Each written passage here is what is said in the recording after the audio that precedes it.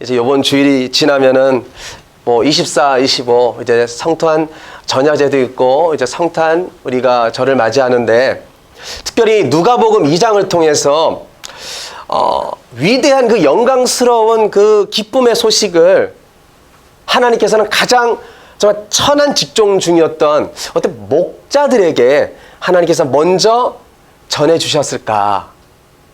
여러분 혹시 궁금하게 생각해 본 적 없으십니까? 저는 질문을 할 때가 있었어요. 많은 대제사장도 있고 바리새인도 있고 사두개인들도 있고 왕도 있고 수많은 유대인들이 있었는데 어떻게 그 영광스러운 기쁨의 소식을 목자들이 첫 번째로 듣게 되었을까? 여러분 올림픽을 하더라도요 1등은 기억하잖아요. 황영조 이러면은 마라톤에서 1등한 사람. 근데 여러분 2등이 누구죠? 잘 몰라요. 1등은 기억해요. 그러니까 하나님께서 첫 번째로 예수님의 그 나심 기쁨의 소식을 듣겠다는 것은 어떤 사람이 이렇게 말해요. 첫째, 복음은 가난한 자들의 것이기 때문에 그 당시에 직종 중에 낮고 천한 가장 목동들이 낮고 천하기 때문에 하나님께서는 그 기쁨의 소식을 전해 주었을 것이다. 이렇게 말하는 분들이 있습니다. 그런데 여러분 상당히 편협적이죠.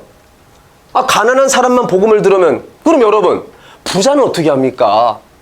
하나님은요 비교하지 않아요. 복음에는 낮고 높음이 없습니다. 다 복음은 들어야 될 줄 믿습니다. 또 둘째는 이렇게 말합니다. 복음은 원시적 형태로 유지돼야 되기 때문에 1절 배우지 못하고 무식했던 목자들에게 전해줘서 그 원형적인 복음이 훼손당하지 않고 보존될 수 있도록 잘 전달될 수 있도록 목자들에게 먼저 간 것이다. 근데 여러분 이런 말을 목자가 들으면 화가 날까 안 날까요? 무식하다고? 우리를 무식해서 먼저 하나님이 우리에게 예수 나심을 전해줬다고? 아마 뚜껑이 열릴 겁니다. 화가 날 거예요. 아마 라면도 끓일 겁니다. 그런데 제가 너무너무 궁금하다가 성지순례에 대한 제가 성지순례를 못 갔어요. 근데 너무 궁금한 거예요. 그래서 성지순례의 이 영상을 제가 다운받아가지고 성지순례에 대해서 쭉 보다가 궁금증이 풀렸어요. 어떻게 풀렸냐면요. 이 예수님의 나신 곳이 베들레헴인데 제가 이 베들레헴에 대해서 한번 다 살펴보다가 이 베들레헴이 저는 이스라엘 땅에 있는 줄 알았어요. 그런데 어느 땅에 있냐면요 우리와 예상과 다르게 팔레스타인 땅에 이 베들레헴이 위치해 있는 거예요. 다시 한번 제가 놀랐어요. 아니 왜 팔레스타인 땅에 베들레헴이 왜 거기에 있지? 그리고 한 여행가가 베들레헴도 가고 막 여행을 하는 거예요. 근데 팔레스타인을 들어가니까 국경도 이제 통과해야 되고 철망도 통과해야 되고 그 사람들의 눈빛은요 너무나 삼엄하더라고요. 꼭 뭔가 좀 들어가니까 어둡고 차갑고 너무 가난하게 사는 거예요. 그래서 막 째려보면서 꼭 죽일 것 같아요. 그러니까 그 여행가가 베들레헴도 들렸다가 그리고 어디를 가냐면요 그 옆에 지금은 좀 명칭이 달라졌지만 라못 라헬이라는 곳으로 가더라고요. 꼭 가야 된다는 거예요. 그런데 그 옛날에는 그곳이 무엇이라고 불려졌냐면요 한번 지도를 볼까요? 네, 바로 이 베들레헴의 중간 지점이에요. 여기가 바로 라못 라헬인데 옛날에는 베탁 게렘이라고 이름했습니다. 그러니까 지금은 이름이 바뀐 거죠. 제가 좀 궁금한 거예요. 여기 베들레헴하고 좀 중간 지점에 있는 그곳에 목자들의 이 기념 교회가 있고요. 목자들이 거기에서 예수님의 그 나심의 소식을 들었다는 거예요. 그리고 베들레헴에 막 손살같이 간 거죠. 그래서 제가 이 베탁게렘 이곳이 너무나 궁금해가지고 성경을 찾아보니까 성경에 지명이 나오더라고요. 느헤미야서에 보니까 특별히 3장 14절에 그 명칭이 나왔습니다. 우리 한번 성경 말씀 읽어보겠습니다. 시작.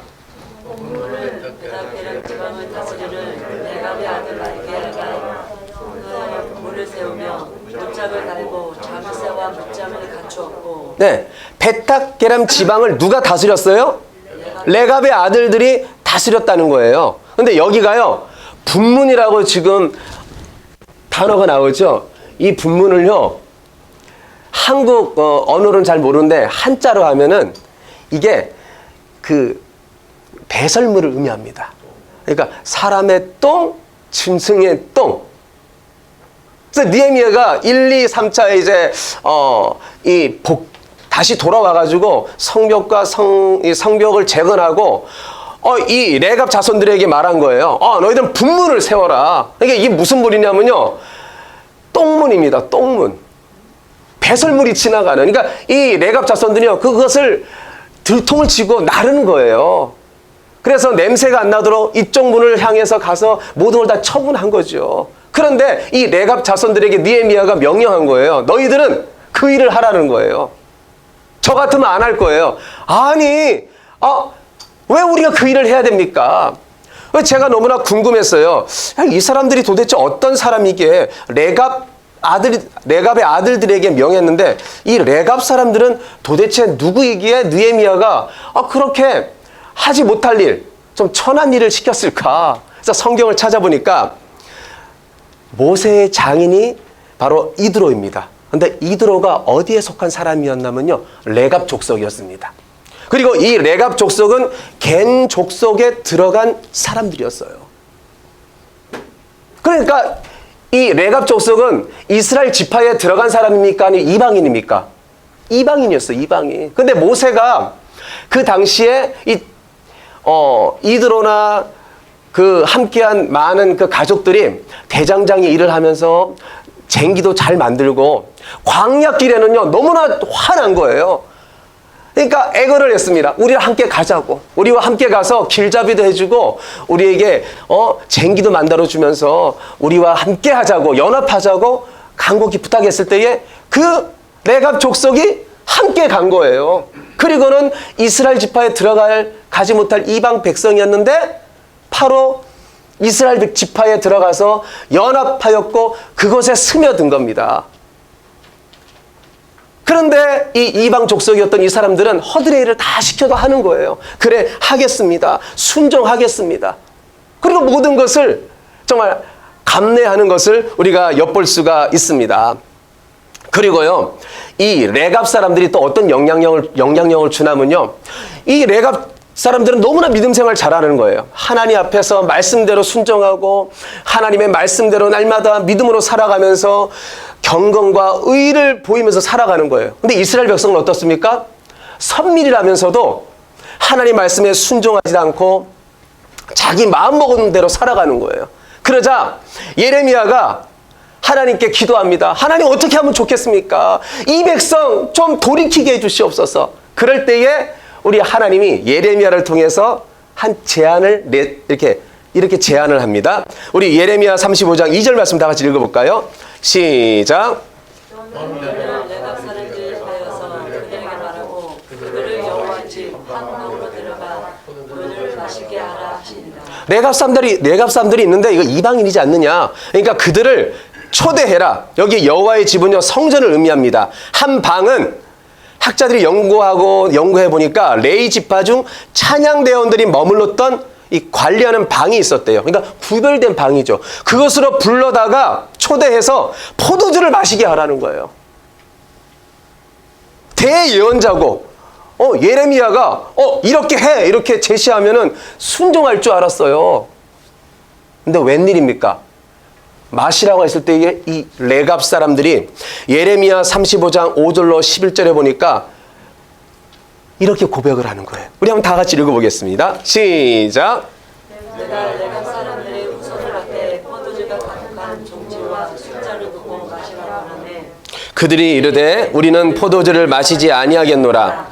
레갑의 아들 우리 손조 요나답이 우리에게 명령하여 이르기를 너희와 너희 자손은 영원히 포도주를 마시지 말며 너희가 집도 짓지 말며 파종도 하지 말며 포도원을 소유하지도 말고 너희는 평생 동안 장막에 살아라. 그리하면 너희가 머물러 사는 땅에서 너희 생명의 길리라 하였으므로 우리가 레갑의 아들 우리 선조 요나답이 우리에게 명령한 모든 말을 순종하여 우리와 우리 아내와 자녀가 평생 동안 포도주를 마시지 아니하며 살 집도 짓지 아니하며 포도원이나 밭이나 종자도 가지지 아니하고 장막에 살면서 우리 선조 요나답이 우리에게 명령한 대로 다 지켜 행하였노라.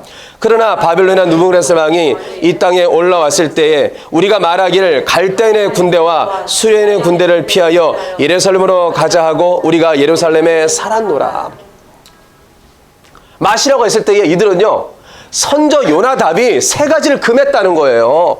그 금한 명령이 있기 때문에 절대 우리는 마시지 않겠다는 거예요.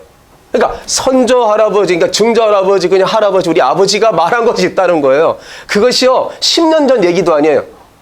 얼마 전에 얘기 나면요, 약 250년에서 300년 전에 자기 조상 요나답이 부탁한 말이 있다는 거예요. 그럼 요나답은 누구일까요?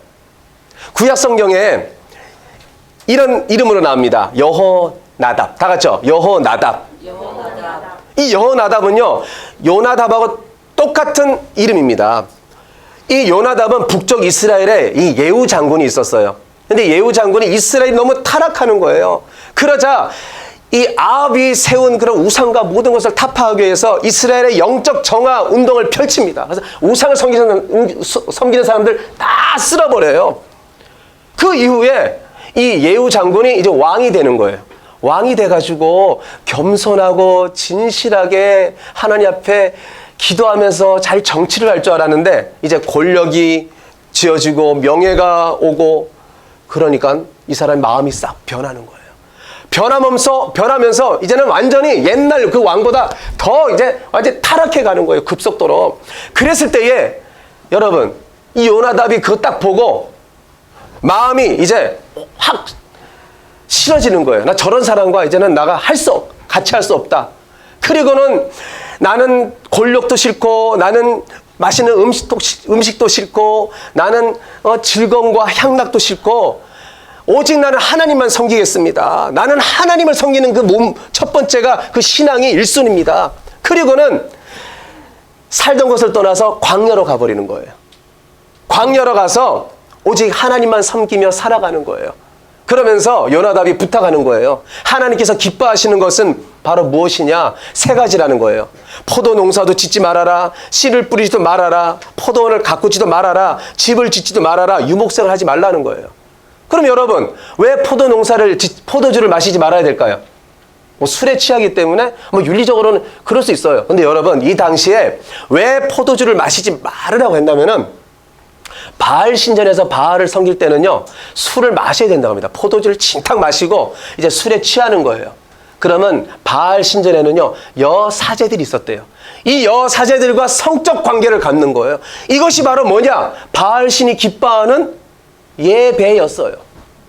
그러니까 포도주를 마신다는 것은 누구하고 야합하는 거예요? 바알 신전에 가가지고 바알이 신입니다. 하나님도 한 발, 바알 신에도 한 발 두면서 그렇게 부를 누리면서 살아가겠다고 나아가는 거예요. 그러니까 요나답이 말하는 거예요. 너희가 하나님이냐? 너희가 하나님이면은 절대 하나님 편에 서라는 거예요. 그리고는 포도주를 마시지 말아라 이렇게 선포했습니다. 그리고 두 번째는요, 포도 농사를 짓지 말라는 거예요. 그 당시에 포도 농사를 안 지으면요, 특산물이 포도주인데 포도 농사를 안 짓는다는 것은요, 가난하게 살겠다는 거예요. 포도 농사를 지어지만 여러분 대박 날 거 아니에요. 대구에 가면 뭐가 유명하죠? 대구 사과입니다. 경북 영주에 가면요, 또 사과예요. 풍기는요, 인삼입니다. 강원도는요, 감자입니다. 특산물을 해야지만 대박 나는 거예요. 농사를 잘 짓고 돈을 많이 버는 거죠. 짓지 말라는 것은요, 포도주를 생산해서 우상 앞에 너희가 드리는 일을 하지 말라는 거예요. 오직 하나님께서 기뻐하는 것만 해라. 가난하게 살아도 하나님께서 기뻐하는 일만 하라는 거예요. 그리고 마지막 3번째는요, 집을 짓지 말아라는 거예요. 여러분, 집을 지으면 어떻게 됩니까? 옛날에는 저 높은 곳을 향하여 하늘 가는 밝은 길이, 하나님 어서 오시옵소서. 나 주님 앞에 빨리 가고 싶어요. 근데 여러분, 분당에 집이 있고 잘 사는데 집이 있고 이 사는 곳에서 떵떵대며 내가 부를 누린다고 생각해 보십시오. 여러분, 저 하늘나라가 좋게 보이겠습니까? 이 세상이 더 좋게 보이겠습니까? 이 세상이겠죠. 이 세상에 집을 짓고 살면요, 집이요 5평일 때는 10평이 됐으면 좋겠고, 10평이면 다시 뭐 30평 되면 좋겠고요, 30평이면은 더 좋은 집을 원하는 거예요. 그래서 그 집을 향해서 가는 거예요. 이 세상 사람들은요, 빚지고도 그 집을 갖다가 갚으면서 좋아하시더라고요. 뭐 100만 불, 여기는 100만 불이잖아요. 근데 막 론을 빌려요. 그리고 살면서 빚쟁이로 살아가는 거예요. 여러분, 올가매는 거죠. 그것을 위해서 일하고 갚지도 못하고 갈 수 있죠. 근데 이 세상에 부를 축적하면은 이 세상에 매일 수밖에 없다는 거예요. 그러니까 너희들은 이 세상에 절대 매이지 말아라.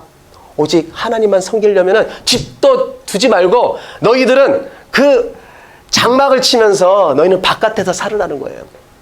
그래서 바깥에 산다는 것은 그 당시에 어떤 직종밖에 없었어요? 바로 유목밖에 없는 거예요. 목축업. 바로 이 양을 치면서 살아가는 일밖에 없었던 것이죠.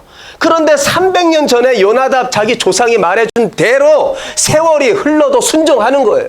누구? 레갑 족속의 이 후예들은요, 그대로 순종하면서 살아가는 모습을 봅니다. 근데요, 역사적 아이러니가 있습니다. 느부갓네살 왕이 쳐들어왔어요. 와가지고요, 똑똑한 사람, 잘생긴 사람, 뛰어난 사람, 공부 잘하는 사람, 돈 많은 사람 다 끌고 갔어요. 바벨론으로 다 잡아갔습니다. 그런데 누구만 안 잡아갔어요? 이 레갑의 후예들이 도망을 갔어요. 도망가가지고 거르만 아살라로 도망갔는데 이 느부갓네살을 잡지 아니하는 거예요. 도망갔어. 그냥 내버려둬. 왜? 저들은 말이야, 목축업 하는 사람들이 뭐 똑똑하겠어. 아유, 우리 본국으로 데려가봤자 매일마다 아침, 점심, 저녁 밥만 먹으면서 아이고 축낼 거야. 절대 데려가면 안 돼. 그리고는 내버려 둔 거예요. 우리 열왕기하 24장 14절 말씀 읽어보겠습니다. 시작. 또 예루살렘의 모든 백성과 모든 방백과 모든 용사 합 1만 명과 모든 공장과 대장장인 사로잡아 가매 비천한 자 외에는 그 땅에 남은 자가 없었더라. 비천하니까 잡아가지 않고 내버려 둔 거예요. 그리고는 그 땅을 지키는 거예요. 우리말에 이런 말이 있습니다. 못난 나무가 산을 지킨다고요. 너무나 못난 나무기 때문에 찍어서 가져가봐야 손 볼 게 너무나 많기 때문에 그 못난 나무는 가져가지 않는 거예요. 그런데 그 나무가 산을 지킨다는 것이죠. 바로 레갑 족속들이 이렇게 비천한 자로 살아갔습니다. 그럼 이게 비천한 모습으로 그냥 유목생활만 하고 살아갔느냐? 제가 또 영상을 보다 놀랐어요. 이 성지순례 영상을 다 보는데 이 벤학게렘의 기념교회를 다 이제 둘러보시더라고요. 그리고는 그 옆에 동굴이 하나 있어요. 동굴로 쑥 들어가니까 거기가 집인 거예요. 동굴이. 포도 농사도 안 짓죠. 유목생활 하다 보니까 아주 가난하고 초라한 모습으로 살아간 거죠. 근데 그 동굴에 창문이 하나 딱 보이는 거예요. 제가 저걸 딱 보고 무슨 불을 피워가지고 이렇게 좀 뭐 연기 나가게 한 것인가? 그리고 제가 이렇게 봤는데 그 옆에 가이드가 그러더라고요. 이것은 창문인데요. 한번 보세요. 그리고는 그 성지순례 가신 목사님이 이렇게 쳐다보는 거예요. 쳐다보는데 이분이 놀라는 거예요. 저 멀리 보이는 건 베들레헴인데요? 맞아요. 모든 창문은요, 저 베들레헴으로 향하고 있습니다.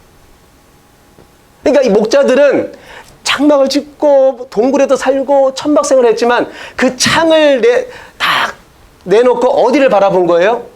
베들레헴을 바라보는 거예요. 미가서에 보면은 그 오실 예수님이 그곳에 태어난다고 하니까 날마다 이 근거리에서 멀리 가지도 않아요. 베들레헴과 2km밖에 안 돼요. 1시간만 가면 베들레헴이거든요. 그러니까 멀리 보면서 예수님이 언제 오실까?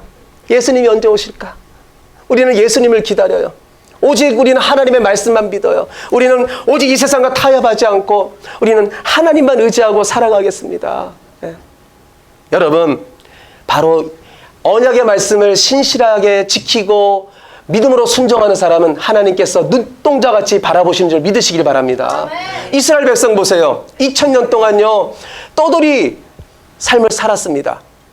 그런데요, 1948년 5월 19일에 드디어 이스라엘 나라가 건국을 하는 거예요. 근데 이스라엘 나라가 건국을 하게 된 비결이 두 가지더라고요. 우리 한번 따라해 볼까요? 율법, 언어. 이스라엘 백성은요, 오직 하나님의 말씀을 버리지 않았어요. 하나님의 말씀을 붙드는 거예요. 그리고 한 언어로 가르치는 거예요. 하나님에 대해서 가르치고 항상 그 말씀을 함께 나누고. 그러니까 말씀 붙들고 살아가는 백성은요, 2000년이 지나도 그 어떤 시간이 지나도 하나님께서는 간절한 기도에 응답하여 주시고 하나님께서 복을 주시지 믿으시길 바랍니다. 이렇게 주님의 탄생을요 기다리는 거예요.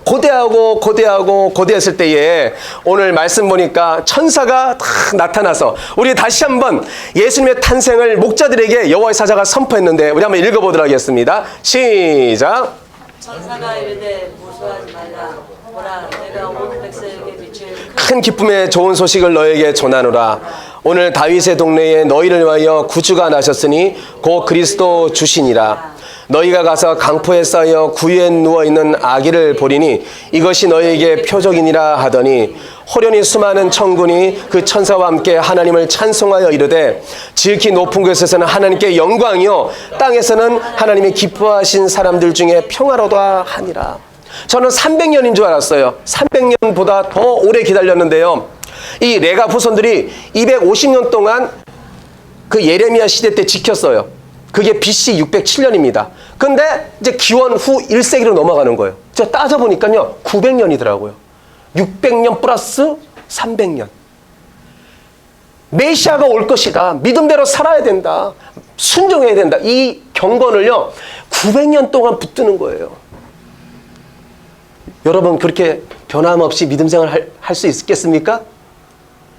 우리는 100년도 안 살았잖아요. 근데 이 레갑족 속의 후예들인 목자들은요 900년 동안 그 하나님의 약속을 붙잡고 메시아를 기다리면서 세상과 타협하지 않고 야합하지 않고 믿음으로 살아가는 거예요. 그럴 때에 천사가 예수님이 오셨다. 네. 그 소식을 듣게 되는 거예요. 그리고 그 소식을 듣자마자 예수님의 제자들은요, 부활하신 예수님의 소식을 듣고도 주저했어요. 갈등했어요. 근데 이 목자들은요, 벌떡 일어나가지고 이 기로를 뛰어가는 거예요. 그리고 정말 천사가 말한 대로 예수님, 아기 예수님이 나셨나? 가서 마리아에게 이렇게 말을 합니다. 우리 한번 16절로 20절 말씀 다 같이 읽어보겠습니다. 시작. 빨리 가서 마리아. 다 같이요. 느리게 갔어요? 천천히 갔어요? 빨리 갔어요? 빨리 가는 거예요. 여러분 머뭇거리지 않았어요. 그 정도로 예수님의 오심을 기다렸다는 거예요. 헤롯은요, 왕궁에 있는 사람들 소동하잖아요. 아니 메시아가 태어났어. 어떻게 하면 좋아? 그리고 헤롯은요, 그 베들레헴에 있는 그 시기에 태어난 애들은 다 죽이라는 거예요. 남아들은요. 그럴 정도로 소동했는데 이 목동들은요 벌떡 일어나서 다 같이 또 읽어보겠습니다. 시작. 빨리 가서 마리아와 요셉과 구에 누인 아기를 찾아서 보고 천사가 자기들에게 이 아기에 대하여 말한 것을 전하니 듣는 자가 다 목자들이 그들에게 말한 것을 놀랍게 여기되 마리아는 이 모든 말을 마음에 새기어 생각하니라. 목자들은 자기들에게 이르던 바와 같이 듣고 본 그 모든 것으로 인하여 하나님께 영광을 돌리고 찬송하며 돌아가니라. 할렐루야. 기다린 사람은 다른 거예요. 빨리 가서 전하는 거예요. 여러분 우리는 복음을 들은 자로서 머뭇거리지 말고 빨리 가서 VIP들에게, 내가 만난 예수 믿지 못하는 비그리스도인들에게 전해야 될 줄 믿습니다. 전하는 거예요. 본 그대로 전하는 거예요. 그럴 때 어떤 역사가 일어나요? 그것이 하나님께 영광이 되는 거예요. 영광 돌리고 찬송하며 돌아가니라. 우리 인생이 날마다 하나님께 영광 돌리며 찬송하는 그런 아름다운 그런 믿음의 사람들 되게 될 줄 믿습니다. 여러분 정말 메시아를 기다린다는 것이 얼마나 힘들었겠어요. 100년도 아니고 300년도 아니고 900년 동안 힘들지만, 이 목자 생활이 고단하지만, 기약이 없지만 끝까지 고단하며 기다릴 때에 아기 예수님을 만나는 그런 영광의 자리에 있게 되었습니다. 우리 한번 잠언 8장 17절 말씀 읽어볼까요? 시작.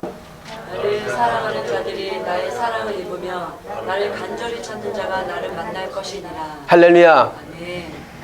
우리가 이 잠언의 말씀처럼 레갑 족속의 이 목동들이 예수님의 그 오심을 간절히 기다리며 고대했던 것처럼 우리가 간절히 나를 찾는 자가 나를 만날 것이니라.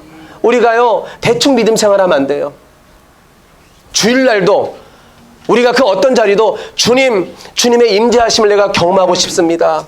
내가 주님 성령 충만하고 싶습니다.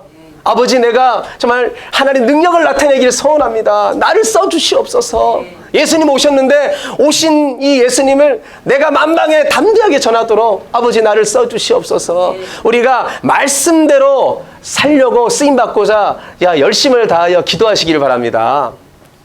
이 세상이 얼마나 유혹이 많습니까? 우리 시험하는 시험이 얼마나 많습니까? 그러나 간절히 예수님을 기다리는 사람은요 타협하지 않는다는 거예요. 야협하지 않는다는 거예요. 이제 말씀을 마치려고 합니다. 성탄을 기다린다는 의미가 무엇일까요? 다시 오실 주님을 어떤 마음으로 기다려야 될까요? 다 같이요. 경건한 마음과 모습으로 기다려야 돼요. 제가 경건이란 말이 어떤 의미인가 찾아보니까 경건은요 선택하다, 붙잡다 이런 의미를 갖고 있었습니다. 그러니까 경건이라는 것은요 막연히 시간을 보내면서 메시아가 올 것이지, 우리는 이제 재림하실 예수님 기다리잖아요. 근데 막연히 기다리면 안 된다는 거예요. 선택해서 주여 내가 말씀을 내가 붙잡겠습니다. 내가 주님을 내가 선택했습니다. 끝까지 내가 아버지 놓지 않겠습니다. 내가 붙들겠습니다. 아버지 나를 인도하여 주시옵소서. 그래서 매 순간마다 사탄이 얼마나 우리 유혹합니까? 지금 제가 밖을 보니까요 밤에는요 얼마나 불빛이 현란한지 몰라요. 얼마 있으면요 이제 싸게 물건도 팔려고 막 진열하면서 매장은 사람들이 많이 왕래하더라고요. 그리고 젊은이들은요 벌써 노래방 가겠다, 우리 24일 날 어디 가서 좀 음식도 이거 먹고 저거 먹고 우리 즐겨보자 이런 분위기예요. 그러니까 향락과 이 세상은 우리를 너무나 사탄 마귀가 좋아하는 것을 끌고 갑니다. 그러나 이 시간 우리가 결단하시길 바랍니다. 주님, 내가 믿음대로 살게 해주시옵소서. 이 세상이 가는 대로 가지 않고 내가 바르게 살게 해주시옵소서. 내가 경건한 모습으로 살게 해주시옵소서. 대충 아니고 최선을 다하게 해주시옵소서. 나의 욕심과 또한 내가 안위를 버리고 오직 이 세상 쫓아가지 않고 주님 오심을 고대하며 기도하며 목자처럼 마음껏 주님을 경배하는 그런 성탄이 되게 해주시옵소서. 아름답게 한 주를 보내는 우리 모두가 되시기를 예수님의 이름으로 축원드립니다. 우리 다 같이 일어나서 찬양하겠습니다.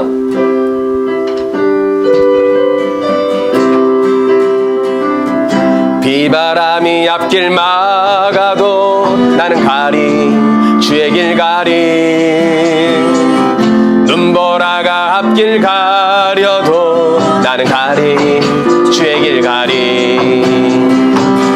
이 길은 영광의 길, 이 길은 승리의 길, 나를 구원하신 주님이 십자가 지고 가신 길, 나는 가리라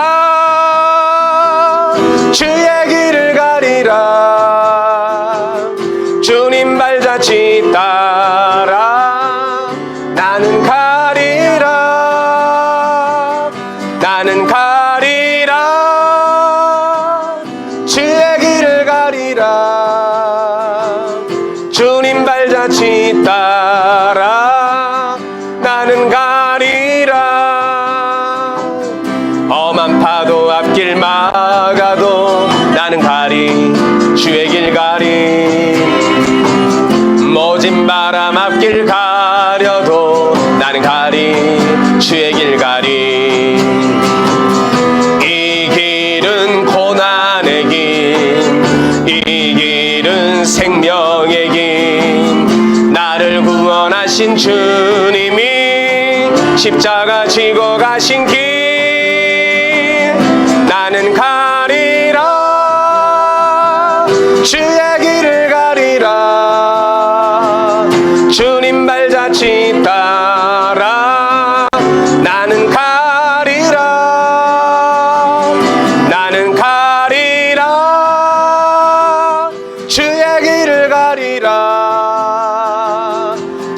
발자취 따라 나는 가리라. 이 시간 말씀을 우리가 되새기면서 오신 예수님을 기다리는 레갑 족속은, 그리고 그 레갑 족속의 후에 목자들은 라몰 라헬에 변함없이 살면서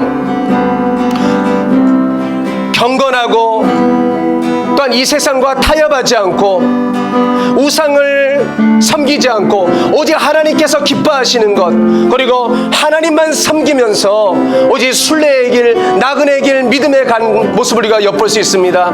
주님, 이 세상에 내가 살아가는 데 있어서 이 세상에 좋은 것대로, 이 세상에 쫓아가는 대로 내가 살지 말게 해주시고, 오직 경건, 내가 하나님만 선택했으면 오직 하나님만 섬기게 하여 주시고, 하나님의 말씀 붙잡게 해주시고, 아버지 보시기에 오직 경건하며 하나님 보시기에 의롭고 아버지 최선을 다한 믿음의 길 걸어갈 수 있도록 주여 나를 인도하여 주시옵소서. 그래서 내가 있는 그곳에서 누굴 만나든지 하나님의 영광을 나타낼 수 있는 아버지 목자와 같이 하나님께 영광 돌리며 하나님을 찬양하는, 복음 전하는 믿음의 사람 되게 하여 주시옵소서. 우리 주여만의 주여 기도하겠습니다.